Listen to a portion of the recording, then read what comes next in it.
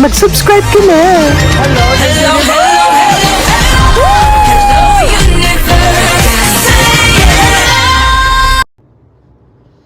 Hello mga buweks! Magandang araw sa inyong lahat. Galaw-galaw para hindi mapaimburnal.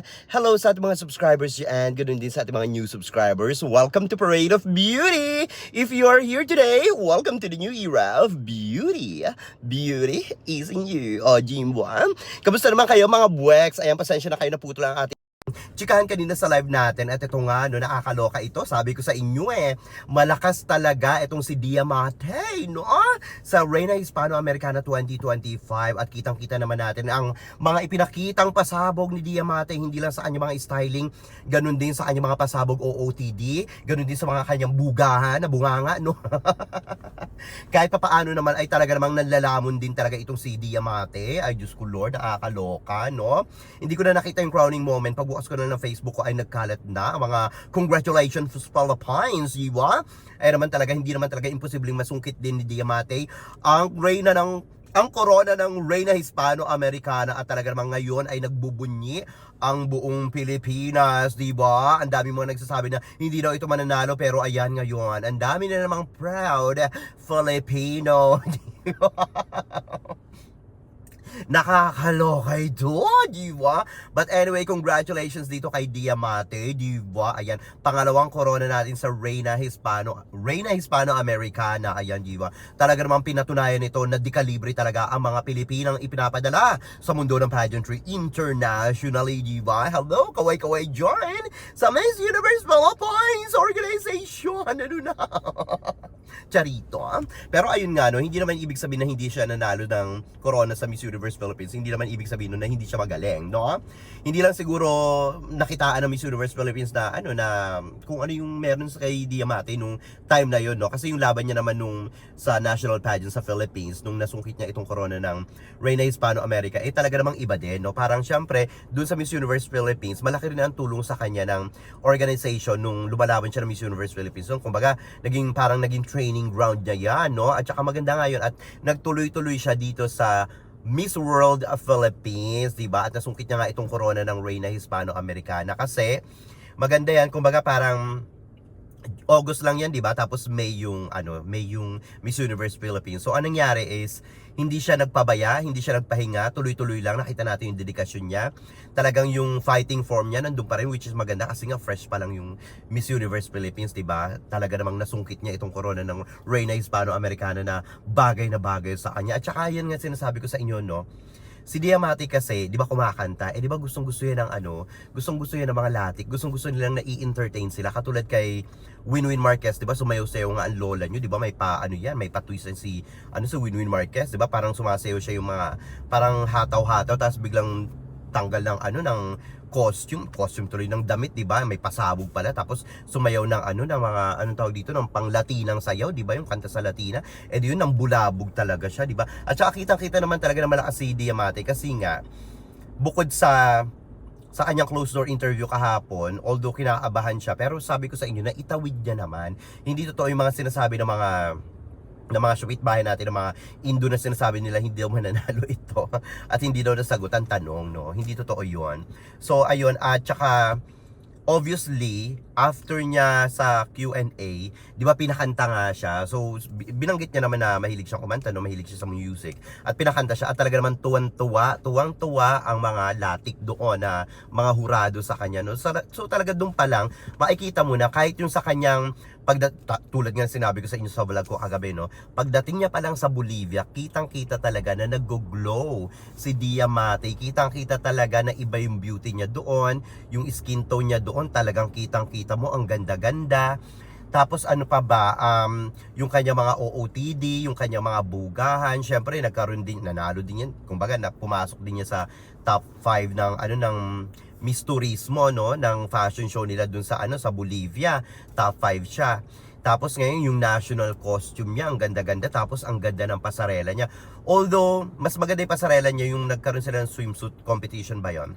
Tapos dito sa pasarela niya, dito sa swimsuit naman sa finals, doon medyo kinabahan ako kasi nakita ko ngayon pitik ng paa niya, pero okay naman, maganda pa rin naman, and I'm sure hindi lang naman yun yung magiging basihan para, alam mo yun, mamili ng mananalo. Syempre meron pang evening gown, ang ganda ng performance niya dyan sa evening gown, tapos yung evening gown niya, ang ganda-ganda, nagawa lang naman or obra lang naman ni Rian Fernandez. Ito talagang si Rian Fernandez, parang every time na lang na may ginagawa siyang evening gown, talagang pangmalakasan, di ba? So ang dami nang nagta-title sa evening gown na mga ginagawa ni Rian Fernandez. Talagang ang galing niya pagdating sa mundo ng pageantry. Talagang alam niya yung, alam mo yun, alam mo yung kailangan niyang, alam niya yung kailangan niyang ibuga, no? Alam niya yung kailangan niyang gawin para mag-stand out yung isang kandidata, lalong-lalo na yung evening gown niya, di ba? So, ayun, nakakatuwa lang. Tapos sa question and answer naman, ayan, na sulyapan ko rin, no? Ang ganda rin ng bugahan ni Diamante, talagang laban na laban din talaga to. Hindi talaga ito nagpakabog, nakakaloka. Tapos nagulat nga ako, last two standing, Venezuela tsaka Philippines. Venezuela, kamusta naman, di ba? Talaga namang lagi na lang sa mundo ng pageantry. Sabi ko sa inyo, si Venezuela talaga, pangmalakasan talaga si Venezuela. Kasi nung una pa lang, tinitingnan-tingnan ko yung mga kandidata. Although hindi naman ako tutok sa kanilang lahat, pero nung nakita ko yung mga kandidata, nakita ko talaga si Bolivia, nangunguna dyan of course nandiyan si Diamante, and then sumunod naman itong si Venezuela, tapos tapos sumunod si Bolivia, parang nagpapalitan sa posisyon para sa akin si Venezuela at saka si Diamante. Pero ito nang huli, nung lalo na yung closed door interview kahapon, doon ko na talaga naramdaman, sabi ko kaya nga yung title ko kahapon, sa vlog ko, talagang pinatunayan ni Diamante na talagang malakas ang laban ng Pilipinas. Kasi mararamdaman mo yan kahit na siguro sabihin mong hindi mo sinusubaybayan thoroughly yung isang international beauty pageant, talagang makikita mo kung paano inilalaban ng kandidata natin yung bansa natin sa international pageant, di ba? Kasi nakikita mo yung effort, nakikita mo lahat-lahat ng mga ginagawa ng kandidata natin sa ibang bansa, sa host country, no? Lahat ng effort nila nakikita mo, kasi ganun talaga, parang kung iisipin mo, kailangan talaga ng Pilipinas sa international pageant ng laban na laban, at yan ang ipinakita ni Diamante, di ba? Talagang laban na laban siya. Hindi siya wala siya sa ira ng know when to pick. Talagang kung ano yung maibubuga niya everyday, yun ang ibubuga niya. Tapos syempre, kitang-kita naman na maganda yung personality niya, di ba? Yung behavior niya.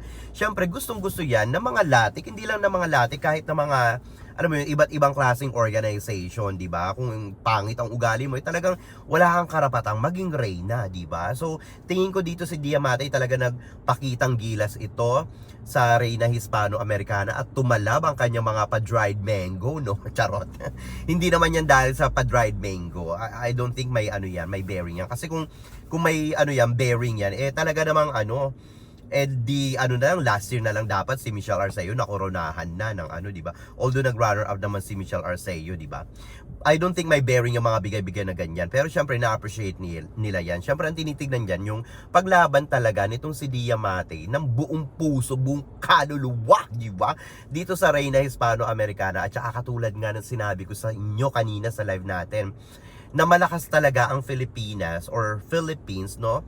Sa Reyna Hispano-Americana, kitang-kita naman natin na kumbaga parang nagpe-place tayo dyan madalas, di ba? Kumbaga, laging mabenta ang beauty natin dito. Kasi kung iisipin mo naman, no? Well, puro Latina yan. Tapos iisa lang tayo dyan na Asia, no? Filipinas or Philippines, di ba? Alam naman talaga ng mga lati kung ano yung kalibre talaga ng Pilipinas pagdating sa mundo ng pageantry. At talaga naman itong si Diamante, at talaga naman pinatunayan niya sa tulong din yan nila Winwin Marquez, kasi nga sabi niya siya, di ba? Naghingi siya ng advice kay Winwin Marquez, o di ba alam niyo na. So talaga itong si Winwin Marquez ay talaga naman, di ba? Alam niya talaga kung paano mananalo sa isang beauty pageant, 'di ba? Talagang kakabahan kayo sa kanya kasi ito talagang si Diamante, humingi yan ng advice kay Winwin Marquez. Si Diamante mismo ang nagsabi, 'di ba, sa interview niya. At syempre ang nag-training kay Diamante sa kanyang pasarela, kung hindi ako nagkakamali, ay walang iba kundi si CJ Opiasa. Kaya naman talagang parang MGI din yung 'di ba? Laban na laban parang si CJ Opiasa. And of course, definitely very very proud din diyan si CJ Opiasa at saka si Winwin Marquez. Syempre, ayun yung mga nag-training sa kanya, di ba? And obviously, definitely confirmed na itong si Diamante ay certified Latina Slayer. O Jimbo, panalong-panalo si Diamante. Talaga namang hindi ito nagpatumpik-tumpik, di ba? Talagang inilaban niya ang Pilipinas, di ba? Nakakatuwa. We're so proud of you. Maraming salamat sa iyong mga buga, sa iyong mga galawan diyan. Talagang, ay nako, hindi matatawaran ang iyong tagumpay, ang iyong inialay para sa ating bansang Pilipinas. Tuwan-tuwa kami sa iyo. Grabe, no? Hispano-Americana or Reyna Hispano-Americana. Napakalaking karangalan niyan para sa Pilipinas kasi sikat na sikat ang Reyna Hispano-Americana sa Pilipinas, 'di ba? Latina Slayer sa new era of beauty, 'di ba? Beauty is a new, 'di ba? Panalong-panalo itong si Diamante, talaga naman. Parang kung iisipin mo kapapasok pa lang ng taon, February pa lang, nakasungkit na tayo ng isang corona mula sa mga Latin America, di ba, dito sa Bolivia. At talaga namang hindi nila binigo ang Pilipinas, ganun din ang ating pambatong si Diamante na talaga namang inilaban tayo ng buong puso, buong kaluluwa, di ba, saan ka pa. Kaya nga kanina natatawa ako, sabi ko, punyeta, ang dami na naman mga ano ngayon, mga anong tawag dito, mga proud Filipino, o diba, na nagsasabing walang laban. Ito ano ngayon, ayan na kayo, puro kasi kayo ganyan. At saka sa mga syupit bahay natin mga Indo, ayan, kaway-kaway sa inyo ha. Kamusta naman kayo? Ano mga pinagsasasabi nyo kahapon, diba? Anong pinagsasabi nyo na hindi kayo nagpadala ng ng kandidata? Kung nagpadala kayo ng kandidata, mapapa-imbornal itong si Diamante. So ano na, kamusta naman mga Indo? Ano nang nangyari, diba? Walay na ba? So good luck. Tignan natin next year kung maka-arangkada kayo, kung may pwesto pa kayo sa Reyna Hispano-Americana, di ba, mga filingera, mga dilulu, mga self-proclaim ito, mga ito, di ba?